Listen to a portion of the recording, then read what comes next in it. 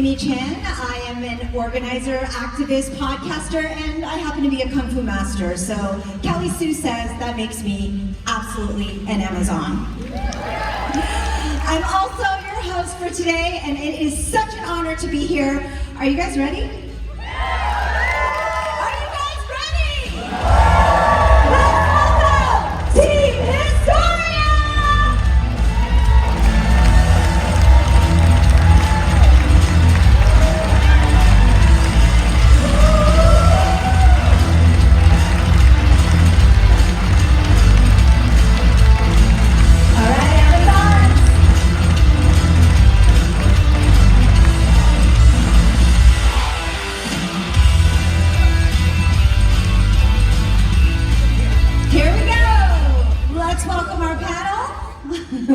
As if you didn't know already, Kelly Sue DeConnick.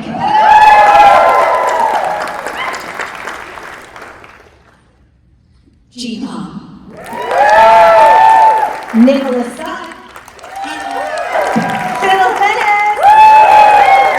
Clayton, Cowles, and Andrea, Shea. I'm hoping some of you have trickled in here wondering what's on the main stage, and so I'm going to ask each of them to just share their role in Wonder Woman Historia, just in case you didn't know, and we'll start with Kelly Sue. I am the writer of all 3 volumes, or 3 books. Thank you. It was hard work. It was extremely hard work. My name is Gene Ha. I was the artist on the 2nd volume. We got to follow after Phil, and I was already a fan of his work, and he pushed himself further, and it's kind of like, oh damn it, I'm gonna have to work harder too. Yeah. Following these 2 was a real pain in the ass. My name is Nicola Scott. I was the artist on volume 3. Yay! Yeah, I'm Phil Jimenez. I drew the 1st issue. And designed so much. Yes. So much. The references were overwhelming. I'm Clayton. I lettered all 3 issues. Cowles is a hero. I'm Andrea. I edited all 3 issues, but I was not the only editor of record. We will talk about that later. But I was there for all the publications. Okay, well, if you're all familiar with the book, you know that each begins with an introduction and invocation to the goddesses. And we're going to do that here too. So, Kelly Sue, would you be so kind? Yes. Okay, so it didn't feel right to have a panel in a room full of Amazons and not do an invocation and a thank you to the goddesses. So this is how we're going to play this, because you know me, you know I'm big on audience participation. So, I'm going to read a thing that I've written, and when I point, I'm going to ask you to say thank you, because we're going to thank the goddesses for coming, all right? So when I say, we'll practice this now. When I say thank you, you say, thank you. All right, great. Here we go. You, my friends, and I, we are the children of the 7th tribe, and thanks to the wisdom of Hippolyta, the blood of the Amazons runs in your veins. So it is right and just that we should welcome and thank the goddesses and our ancestors for their gifts. First, we thank the ancestor Tarpe Mills. We thank you for the women making action hero comics, for we know that you were the first. Thank you. We also thank the ancestor Tina Turner. We thank you for the strength and will to give our all every time and every day, and especially to keep our energy up on the 3rd day of a convention. Thank you. We thank the living goddess Dolly Parton for reminding us to be. We thank the living goddess Dolly Parton for reminding us to be kind and to love one another. Thank you. We thank the goddess Hera because she is mother to us all. Thank you. And because we are wild things gathered, we thank the goddess Artemis. Artemis is with you!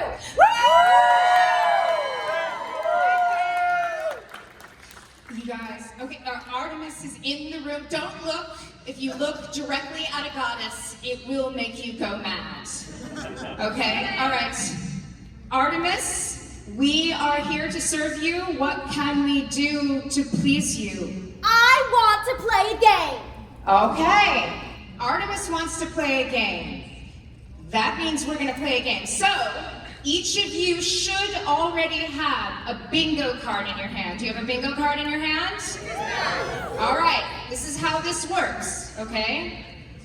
If something in your bingo card appears in quotation marks, it needs to be said. If it is said, then you can cross it off or X it out, however you want to do that. Once you, if it does not have a quotation marks, it's something that is performed, an action that is done, and then you can cross it off. We're going to leave you to be judges of all that. We're not going to adjudicate this. I trust you all. You are honest Amazons. And if you get a line, either horizontally, diagonally, or vertically, you've all played bingo before, I trust. I want you to shout, not bingo, but great hair up, okay? Can we practice that? Great hair! Excellent, all right. If you shout great hair up, which you can do in the middle of a sentence if you like, all right? This is gonna be the fun of it. Anytime you get great hair up, Artemis is going to bring you a gift from the goddesses. Now, you don't get to dig around in the bag. You take what the goddesses give you, all right? You're gonna reach in. The first thing you touch, that is yours. Those will be your Amazon bracelets, and those will indicate your Amazon tribe. And we'll continue until we run out, all right? Everybody in for this? All right, that's our game. Thank you, goddesses. Thank you. Amazing, amazing. Well, today we are going to have a pretty free-flowing conversation. For those of you who want to tune into more in-depth, long-form conversations, there's been several podcasts already on Wonder Woman Historia with many of the creators. That can be found on TV Tropes, the Sifu Mimi Chan Show, Word Balloon, and Geek Sensei Read Along. So please check those out so that you can really hear. Some of them are over an hour long, and they're really in depth, very, very detailed. And like Kelly Sue mentioned, this is going to be a lot of fun. This is super relaxed. Our tribe up here, we've been very exhausted over the last few days, so you may just end up in a living room conversation with us and just get to benefit from that. So I'm excited to be here. This is very epic. I don't know if everyone realizes we said first ever, but also we just have such an amazing full team here. However, I wanted to start, we mentioned we have our artist and our letterer and editor and writer, but with some colorist appreciation, because that's the only representation that's not on stage, and I would love for you all to kind of give a shout out and some share about that. I just want to give a shout out to Ron Fajardo, Hi-Fi Color, and Arif Pranto because they made me look so amazing on Volume 1. And Nicola too for being my colorist extraordinaire on Volume 3. And my pal Wesley Wan for making my colors look amazing, and also not ruining some very subtle stuff and understanding what I was doing, because all the Trompe l'oeil double images would not have worked if he'd made the colors wrong. Yeah, absolutely. Awesome. So let's give an applause because they're not here, but we want to show some love, Amazons. Yes. All right. Clayton, I'd like to kind of start with you because the letterer category, I haven't gotten to talk to you yet on the podcast. We'll remedy that. But was there any challenge of lettering gods so that they didn't also look corny or just out of proportion? Can you share about that experience? Yeah.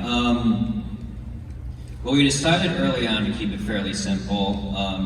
We wanted Zeus to stand apart because he's a literally enormous presence, and I think the key to not making things corny is to just treat the subject with dignity. And if any god deserves to be treated with dignity, it's Zeus.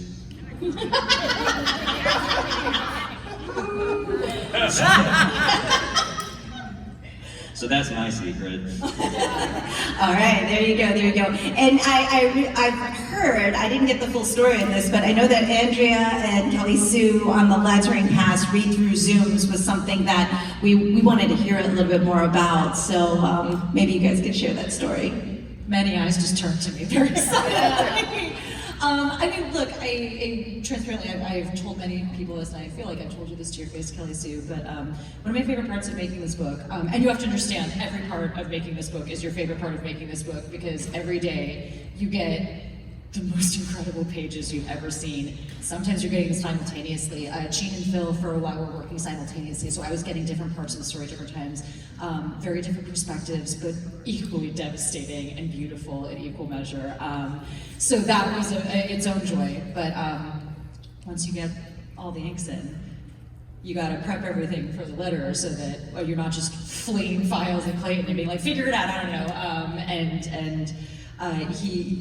He has suffered that from me before, but not on this project. We're thoughtful about it. And one of my favorite things was getting a first lettering pass back, and that's true of every comic I work on. My favorite part is when it becomes a comic, when the letters are on it and everything's together, and you get to fine tune all the pieces. And Kelly Sue is intentional about everything she does, but she is so intentional about her words in particular.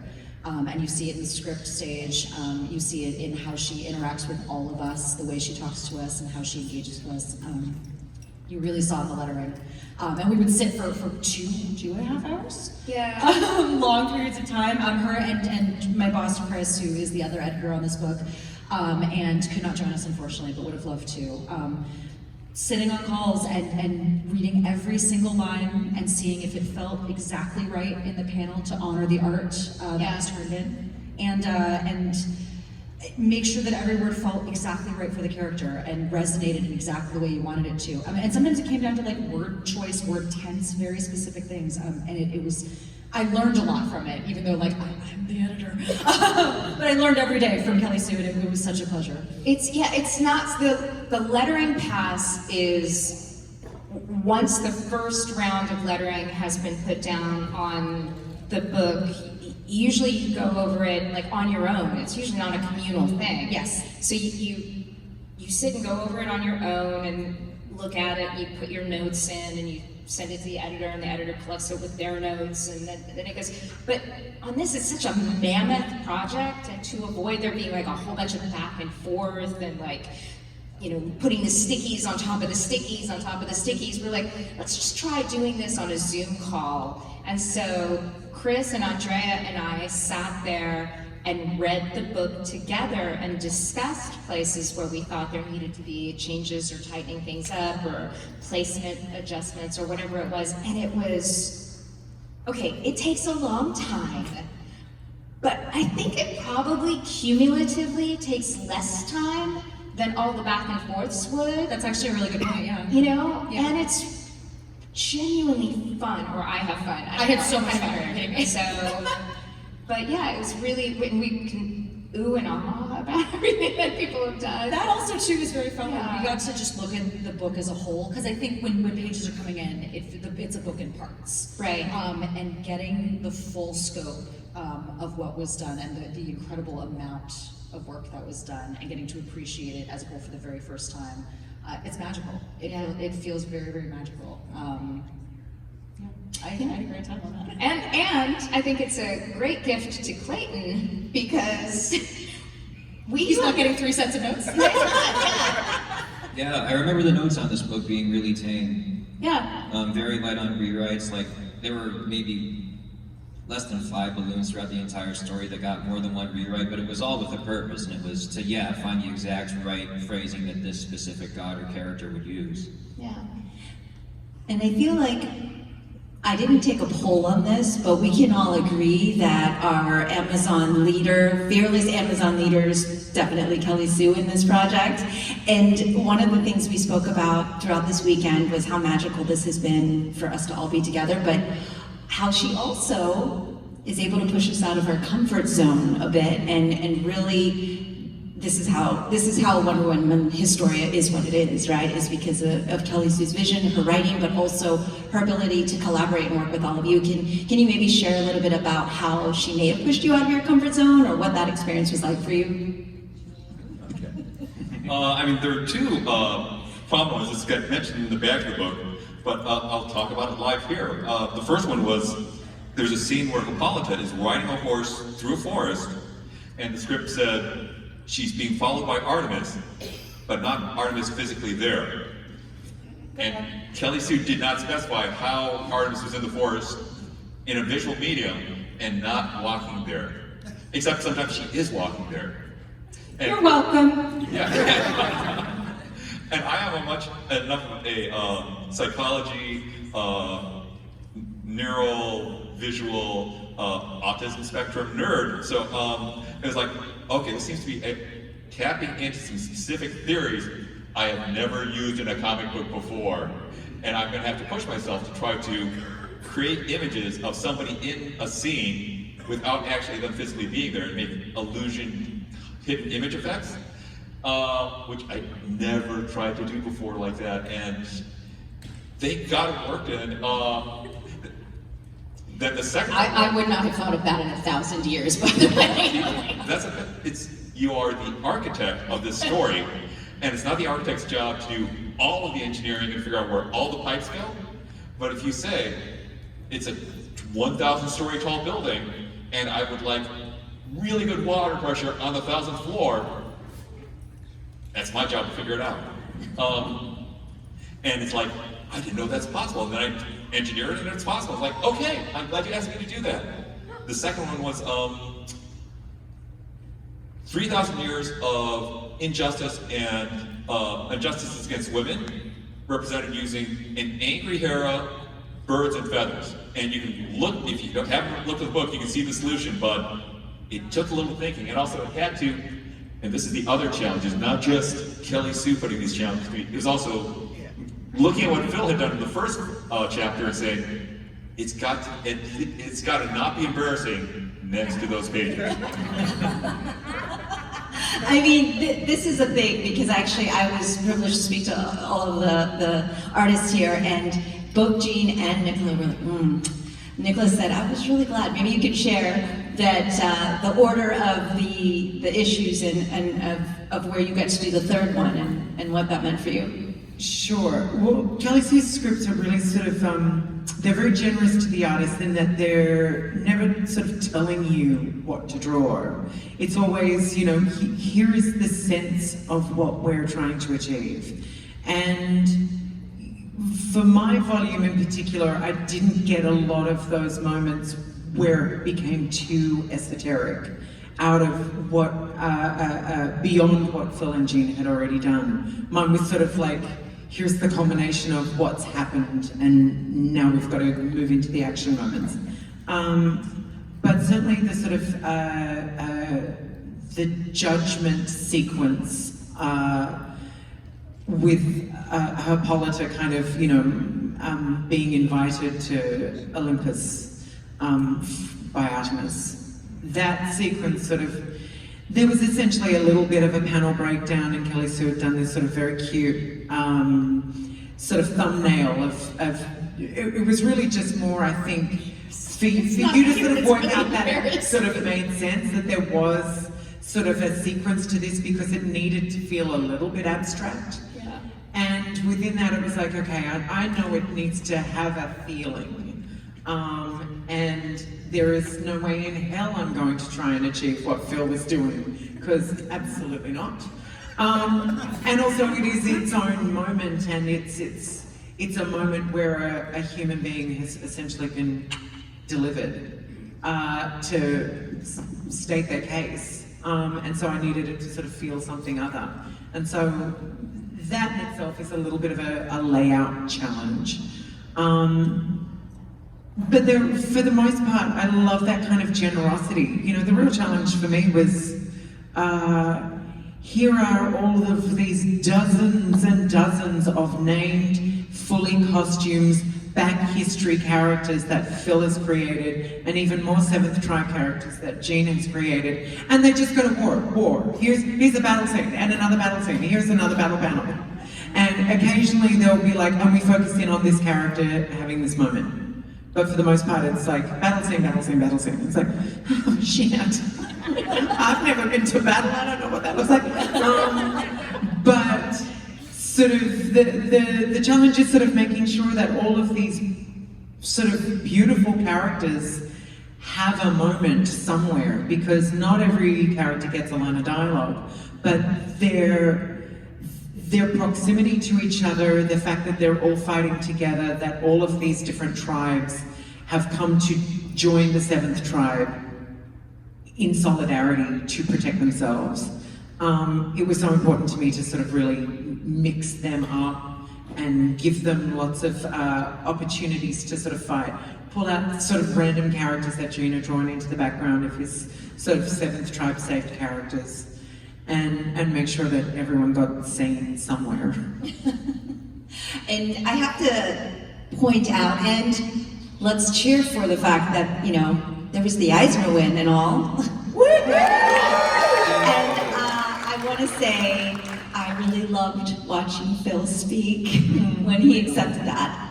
And if you want to kind of share what that moment was like for you, because I was like, darn it, I'm not at SDCC this year to see this, but it was really meaningful and obviously well-deserved, but yes, and all of the above for this amazing, amazing piece of work. If you have Phil cries on your bingo card. I was helping the bingo people out, honestly.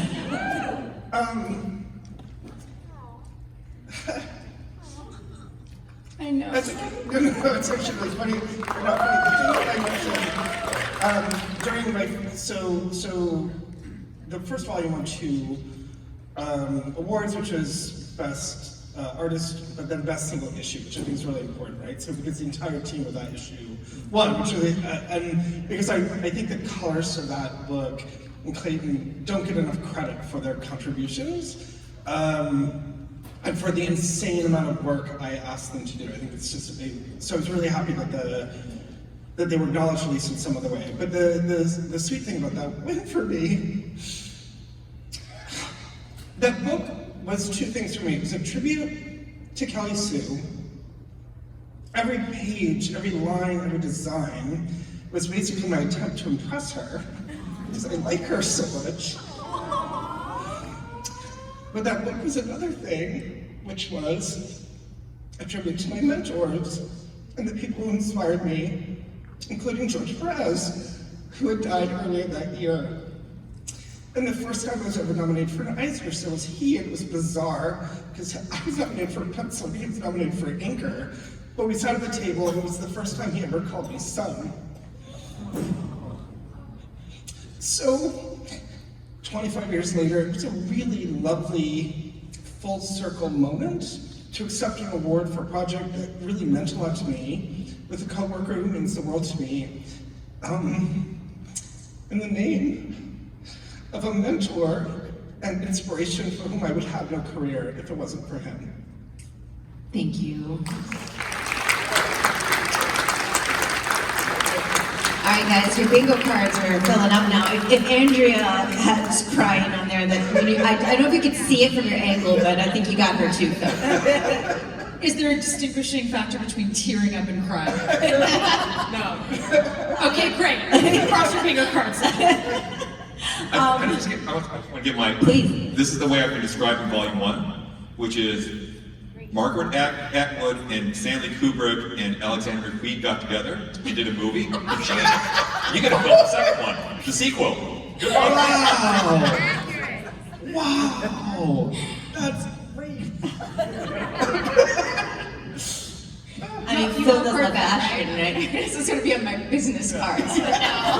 That was great. I don't do business cards anymore, but I'm doing them now. I've been noticing, so how many of you have gotten your books signed? Yes, many, many. I've seen that your table's been packed. But I notice you all have a specific signature and something that you've chosen that's been important to you, clearly, because I've been looking over your shoulder, not creepily or anything, but kind of watching you do your signatures. I'd love for you to kind of share what it is that you're writing and why you chose that.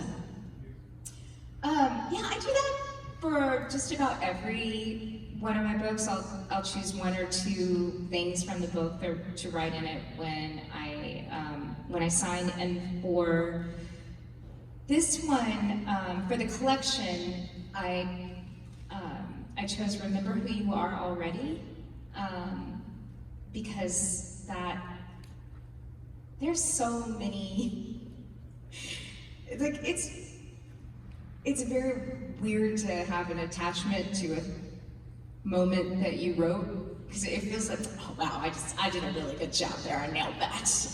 But I think it's bigger than that. Like when you're really creating something like this and doing it in this incredibly collaborative way, there's so much more back and forth on this book than most any book, certainly any book that I've ever done for DC or Marvel.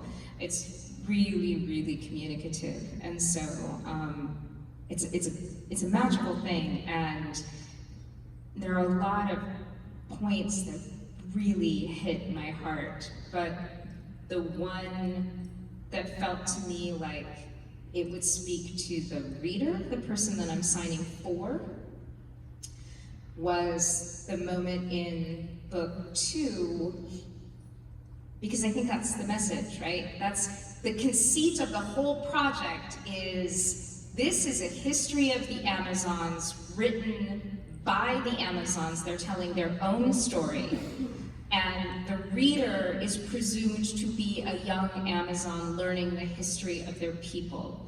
And because of Hippolyta's wisdom, because Hippolyta chose to send in book 3 the lions in sheep's clothing out into the world, the Amazons' blood runs in all of our veins, right? So it's about kind of letting yourself be who you are, accepting that you are an Amazon and you are worthy and you are strong and you are, maybe strong isn't the right word because that feels like a burden sometimes, but you are powerful. You have a power inside of you. And so that line in book 2 that says, she became an Amazon the only way any mortal woman can, she became an Amazon when she remembered who she was already. That seems to me to be the thing I wanted the reader to really take away from the moment. So, Lovely. And Gene's up here doing exactly what he does in the books, as a matter of fact. Which is drawing. And he's been doing it for like 10 hours a day or something. I don't even know how his hand is still up. 11 hours. Thank you for that correction. Bit of advice for young artists out there. As much as possible to avoid wrist damage in a carpal tunnel, you'll see that I'm as much as possible drawing from my shoulder and my elbow and not use my wrist. all right.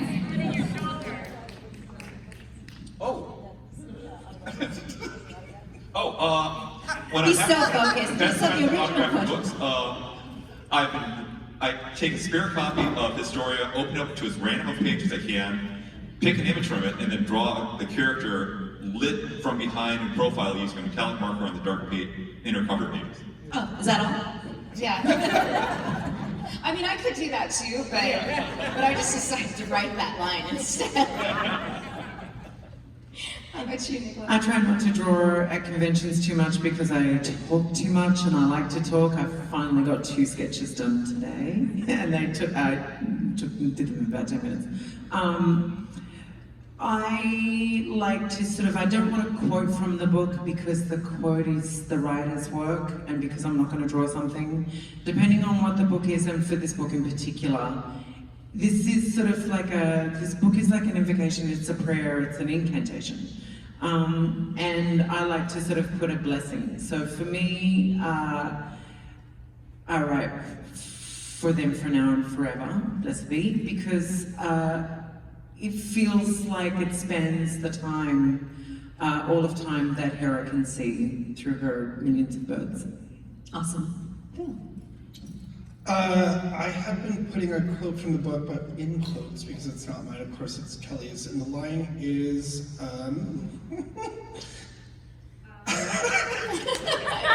So much. Is a doomed venture may still be a worthy one. Even a doomed venture may still be a worthy one. And it's something Hera tells Athena. And it has particular resonance to me, partially because the project itself, there were a lot of hurdles that my poor editors put up with as we were doing this first book.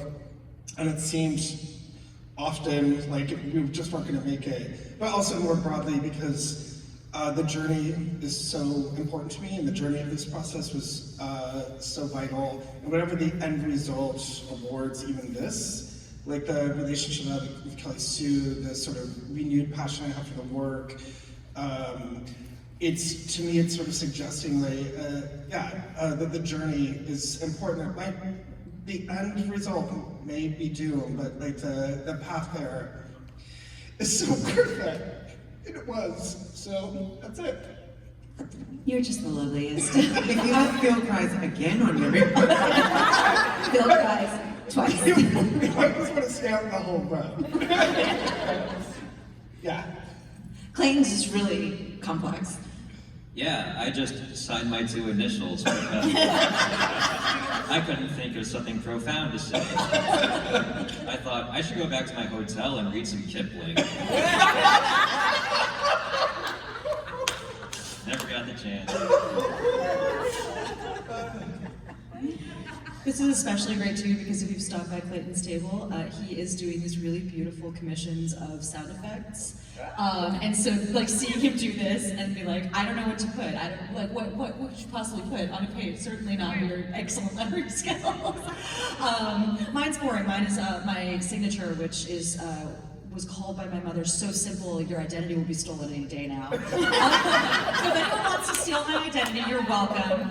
Yeah, I wish I had a profound thing I could include here too. But if we're talking about favorite quotes, of which everyone has heard me talk ad nauseum on this stage about how there are like 2 to 3 points per issue that I trigger cry every single time, which again, congratulations on your bingo card. I trigger cry every time, and I've seen these books from script to, and then when you get the inks in, you look at the script and you look at the page and you make sure it's all making sense. And then I cry then too, and then I get the lettering and I get to cry then, and I get the colors with the letters and then you cry it one more time. And it's every time, and there are very few books, things make me cry all the time, obviously, it's why you're probably crossing your bingo cards off, but this is a book where every time it hits again, and I think harder, which is a really profound thing. And one of my favorites from the first book is when the Amazon tribes were being born.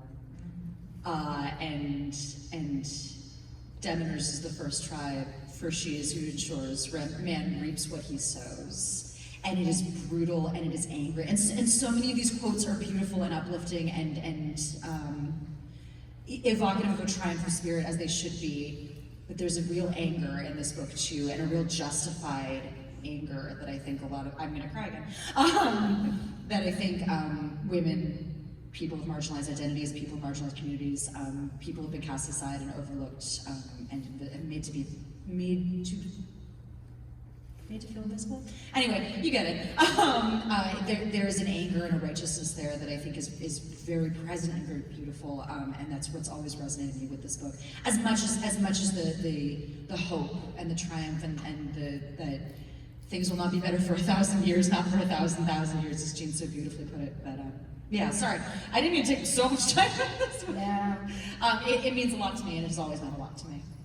That moment does it for me too. And that was one that surprised me. That's one of those ones that feels like, I think it's a Stephen King thing from maybe On Writing, where he talks about taking away you're removing all the bits of the marble that aren't the statue. And so sometimes when you're really in it feels less like creating and more like discovering. I remember when we did our lettering pass, that was one where you were sort of like, I reread this, and I was like, I wrote that?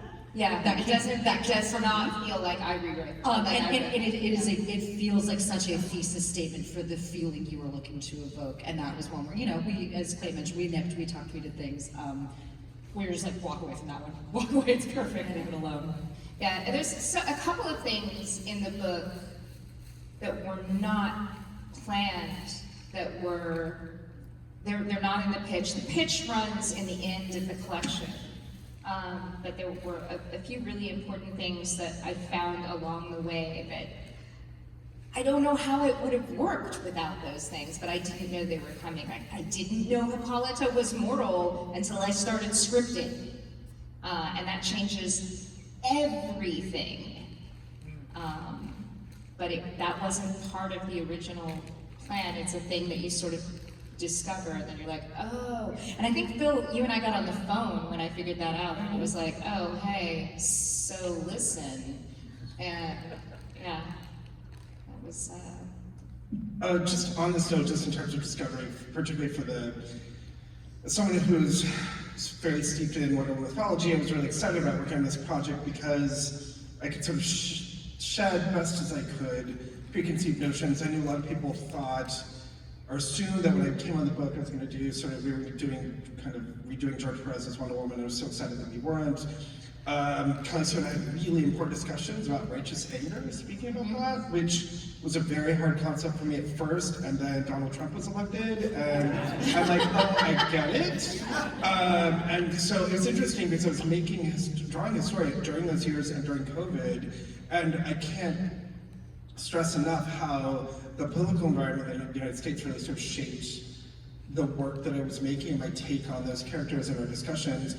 But on a slightly more kind of nerdy note, one of the things that was really interesting to me was working with Kelly Sue on the goddesses. Because goddesses like Demeter, who I never really thought much about, she became like this fan, for me, like a fan favorite. I became obsessed with her because we were doing more research and kind of digging, and Wonder Woman mythology tends to sort of lean into Aphrodite and Athena, and these others became really important to me. Part of that was through design. I don't know about you two, I tend to, some characters I figure out when I've drawn them, like a little bit inside out, but particularly with those goddesses, once I knew what my version of them looked like, I was like, oh! And there was a lot of discovery in that for me. Yeah, and speaking of discovery, I can't even begin to guesstimate the depth of research that has to go into a book like this, and what rabbit holes and where you end up, and you realize, wait, no, I need to start doing work because now I've just read my 8th book or something, right? So what was that process like in terms of how in-depth you felt like you had to go, what was the stopping point, and it's for anybody who wants to jump in and share.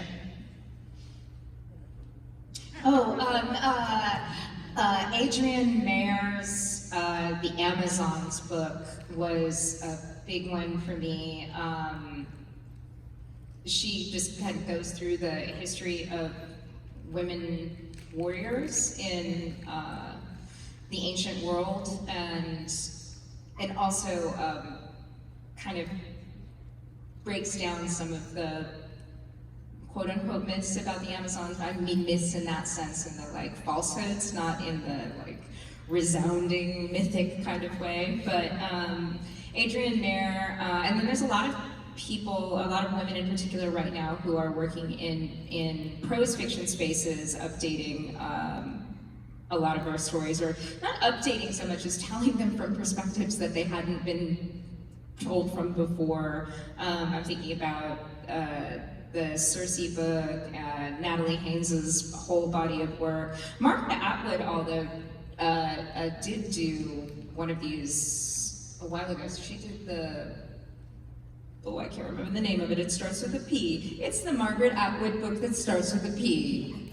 Trivia. Yeah, that'll narrow it down. But yeah, so that was some of that research, and then a lot of rereading of Wonder Woman, Greg Rucka's work, George Perez, of course, Gail Simone's work. Like, I was like, what are the beloved high points, you know? A lot, I have to say though, I have to cop to the fact that I am not the Wonder Woman scholar that Phil or Nicola is even a little bit. So, and you know, we never really talked. I don't know if you're deep in Wonder Woman lore.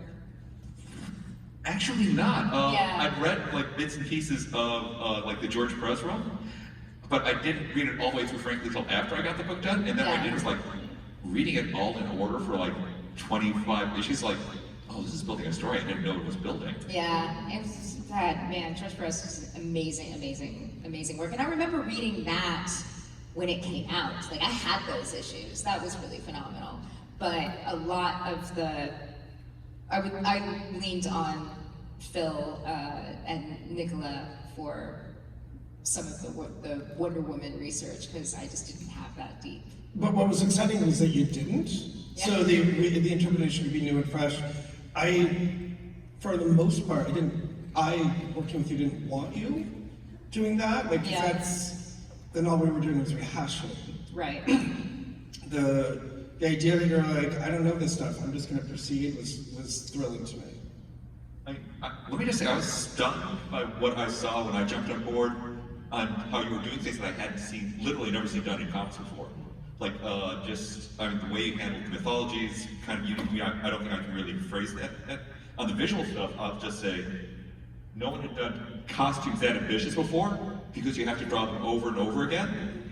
And how you actually had the courage to do that, it's kind of like, I'm known for detailed work, and I don't do that. Well, the funny thing is, I appreciate that you followed me. I thought I was going to draw it all, so I was drawing costumes and designs that I thought I would do, but it just took so long. Me and Cowles and I decided early on, I think we were both in agreement, new interpretations of these characters, of these gods. I also took, really practically, I took that Black Label, so one of the first Black Label books, I don't know if you remember, but Black Label was kind of an initiative from DC. It was supposed to be really high-end stuff, and so I took it very seriously. I took that as a chance. I had a couple rough years at DC, and this was a chance to sort of reinvigorate my career, to learn how to work digitally, blah, blah, blah.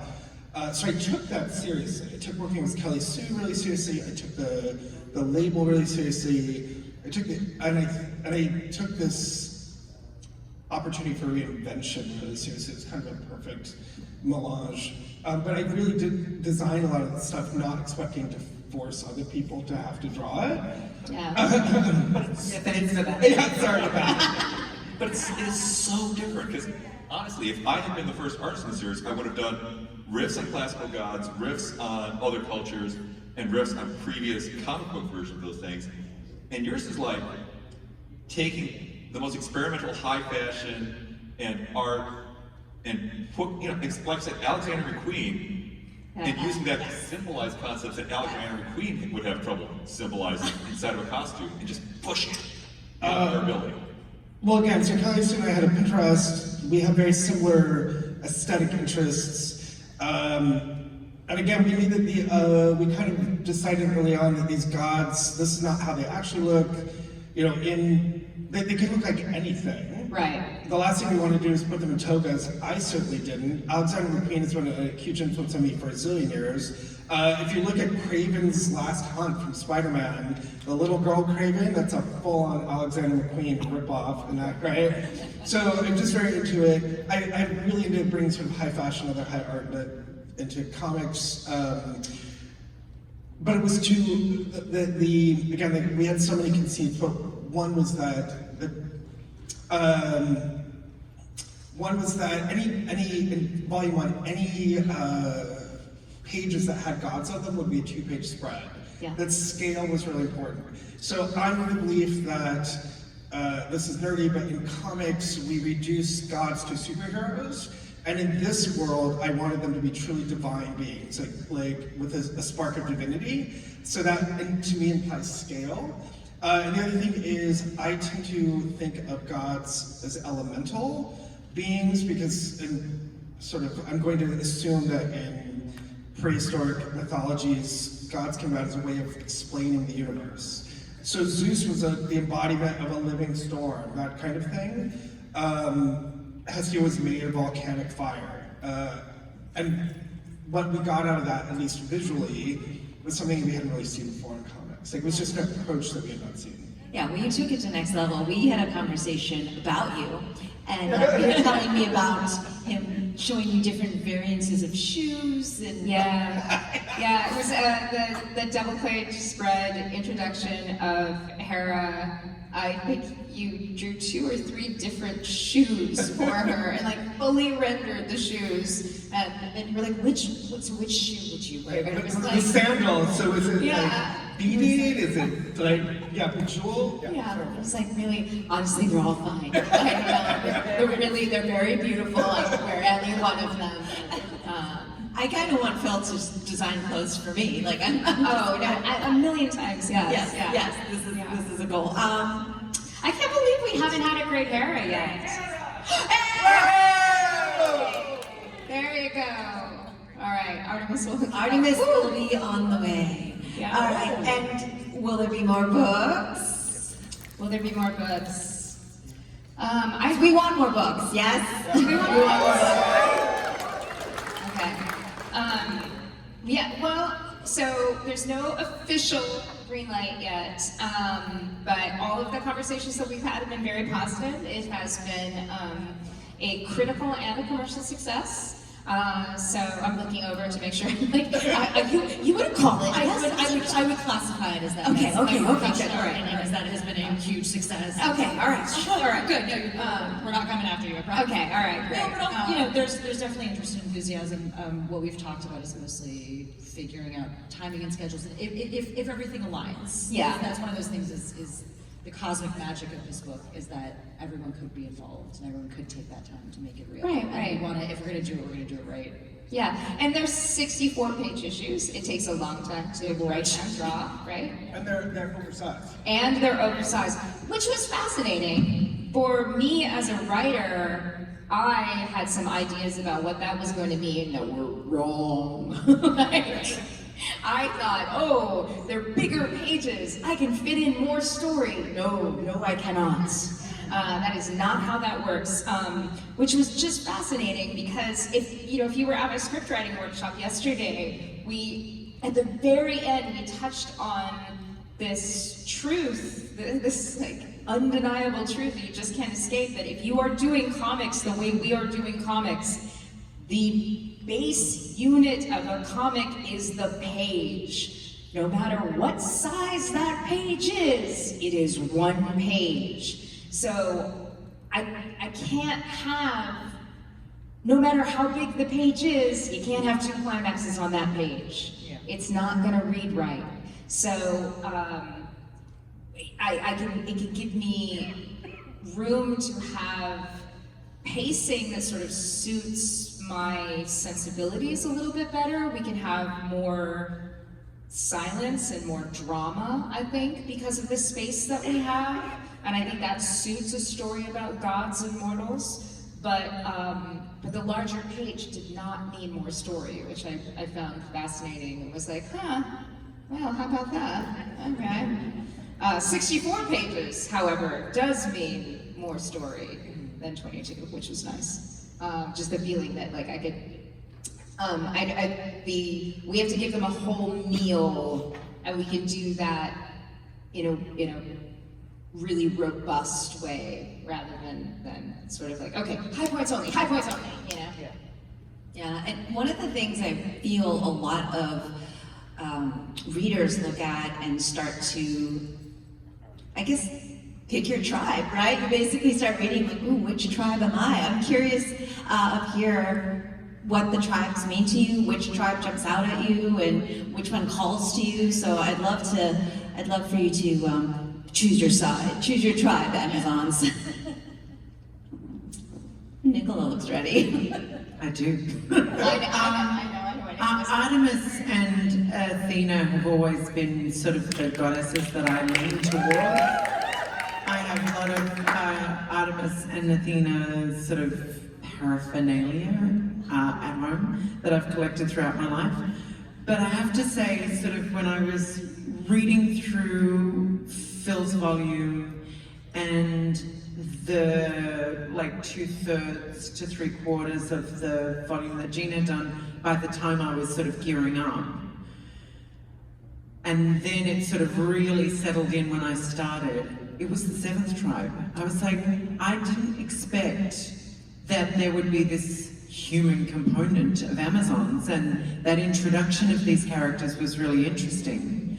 And our first scene, so it's after the invocation of the goddesses and after Hera's first few pages, we arrive at the seventh tribe sort of camp, and in strides these sort of three Amazonian, goddesses, goddess-created Amazons, from 3 different tribes who are all just sort of like, this is actually kind of nice.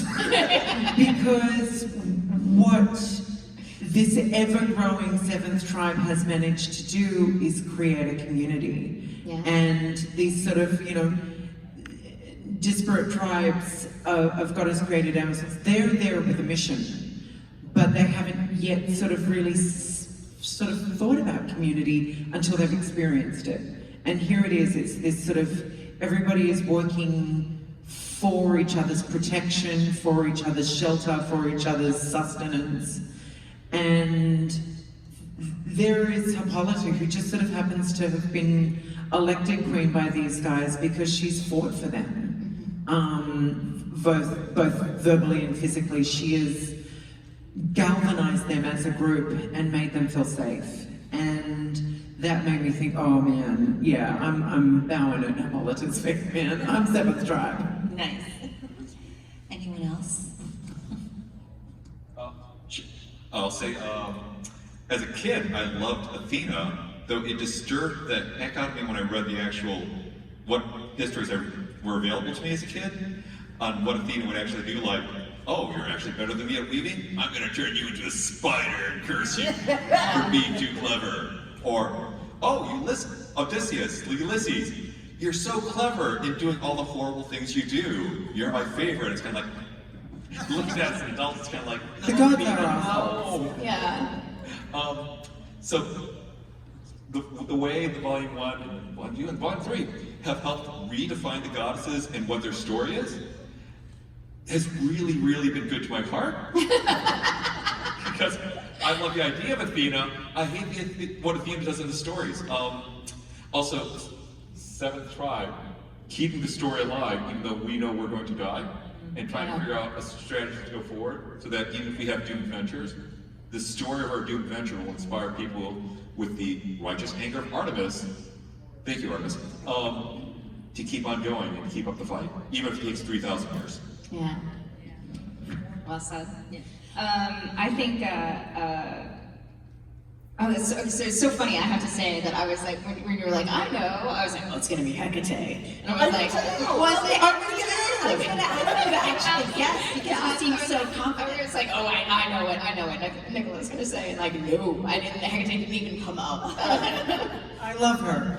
No, I know you do. I know you do. I'm sure she does. She does. Yeah, no, because like Nicola loves all the witchy stuff, But yeah, I think it's so hard to get, like, Hera is my goddess, Hera is my girl, and Hera doesn't have a tribe.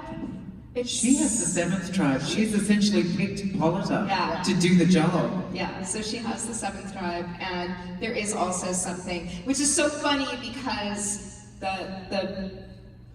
I always knew that there were going to be mortal Amazons, but Hippolyta's part as as being born mortal, like that is, the fact that wasn't there, I'm like, there was nothing there then. How did it, there's no story without that. I don't know how I thought I could proceed without having that piece is really phenomenal, but it's such a, all of this is about engendering a love for humanity, and so it's really impossible to pick. Like, there are ones I admire. I like that's the first time we see the Amazons and that hunting party, 3 of whom are from Artemis's tribe, and Antiope is our narrator too. So she's our voice. She's our way in. Like the antlers and the blood and the twins that are like crouched down, like, oh, come on, that's so cool. All right, excellent. I was really starting to worry, you guys. Yeah, I admire the designs of all of them, their ideas about all of them. I think Hestia gets short shrift. Hestia has not gotten All right, Hestia has not gotten the time and love I need to give her, so we have to do more books. If you would just let DC know that we have to do more books because I need to make it up to Hestia, that would be cool. That is going to be my pitch in the Greenlight meeting. Okay, all right. Just, Great, you thank must you, thank you. understand, Hestia has been underserved. All right. And listen, the gods, they're mean. They will come for us, okay? I'm gonna actually frame it to DC that way. Okay. That, like, if you don't do this, the gods are coming for you. Well, now that they're on the island, they can get domestic. That's very Hestia. Yes. Quick Hestia story. I told you. So, Hestia became one of my favorite goddesses. Shockingly, when I read a passage in some book about mythology, that her name, very few images of her exist, but her name was evoked more than any other god or goddess, because when you walked into a door or you sat to eat, you gave praise to Hestia, because she let you into the house, and it was essentially like giving a prayer for the food. And I thought, Cooked your food. yeah, and so I think about, I was sort of obsessed with this idea that this minor goddess was spoken about so often. Yeah. So is that your tribe? It's hard for me to choose because I designed like all those, so I'm not going to choose. Okay. Clayton, you want to choose one? What would you have guessed? What would you have guessed? I would have guessed. You know, you're such a softie. Like you're such a heart. Like you lead, but also you're. Oh gosh, this is hard because you guys. Phil, when I say softie, I don't mean not powerful because I think that there is incredible power and courage and vulnerability. But you are the most vulnerable human being maybe I know, in possibly my son. You guys are both like absolutely like, no, I can take it. Like I will love you and I will be present, and if I get hurt, that's okay. And that is astounding. But you're also really, if there is a thing that can be overthought, we will overthink it. So there is a little Athena in there too. So I don't know if Athena or Aphrodite. Although it's like Aphrodite, the way we think of her is more about appetites than. When I think about those Amazons, because I don't know how much time you have, I did something. The interesting thing, we had a discussion. I feel like that led down a path about beauty. Yeah. But also that beauty is dangerous, right? So like when some cultures invade another culture, the first thing you do is destroy artifacts of art and whatever. Part of that's to eliminate another culture, but it's also to wipe away objects of beauty are inspiring. Yes. And so what I wanted to do was create a tribe that was like insanely beautiful, but their armor was made of seashells, so just a mere touch you would be cut, right? So there was something about the sharpness, how dangerous beauty is. And I think in comics generally, and for particularly superhero stuff, we tend to militarize comics, right? Characters and costumes, like Jimmy. Well, we externalize conflict as violence. Right. So, yeah. But I love the idea that one of the tribes was excessively physically beautiful, whatever that means, different sizes and shapes of beauty, but like radiant in there, like, and that the danger comes from that radiance, right? So Hecate's tribe lives in the darkness, and Artemis is in the forest. But here's the tribe; they come out of the water, and you're like, holy shit! And they're just as dangerous and powerful in their own way. Yeah. That is the best flipping of the phrase "beauty is pain" that I've ever heard. We do have to start wrapping up, and I wanted to give Clayton and Andrea a chance. If you'd like to share, you don't have to about any tribal answer. I'm a Libra.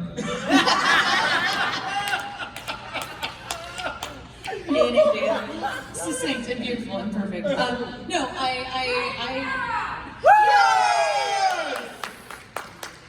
Libra? I hope it was Libra. I hope it was Clayton saying I'm a Libra.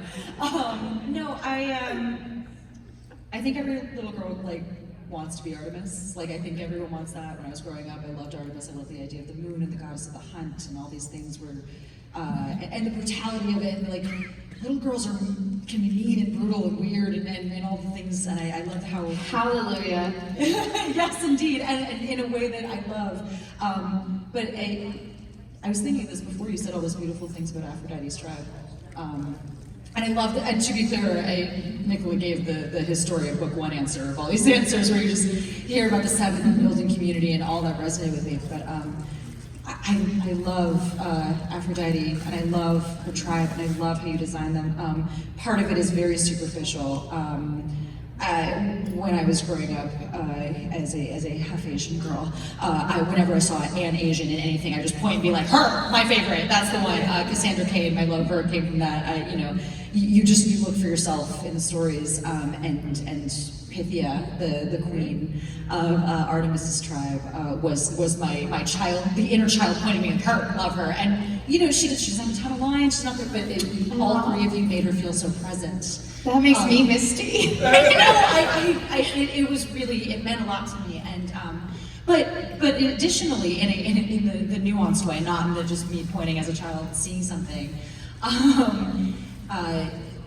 the idea of and as you said, we play more on appetite and on hunger and wanting things, and I think wanting the world and being told you're not allowed to have it, right, is such a complex feeling. And she represents that, but she also represents the compassion and the love and the things that I think everyone on the stage really, you all lead with that in a way that I found very inspiring, and I try to emulate my life. So when we talk about tribes, Artemis is very, I'm sorry, Jesus, Aphrodite is very much what comes to mind for me. Beautiful. Amazing. Well, I'm crying again. One last Artemis thing, just really quickly, especially because you can see here, when Cowles and I first talked about the goddesses, she described Artemis as like a child with skin knees, like a little girl with skin knees. And I knew instantly who that being was. It was the amazing thing about her, and by her and Cowles is that her descriptions of the goddesses were highly like conceptual, emotional, thematic. They were not necessarily like this. She looks like this person, and that description. She always had skin knees. I understood her instantly. I knew who it was. Thank you. All right, go out there and skin your knees, guys. All right, everybody.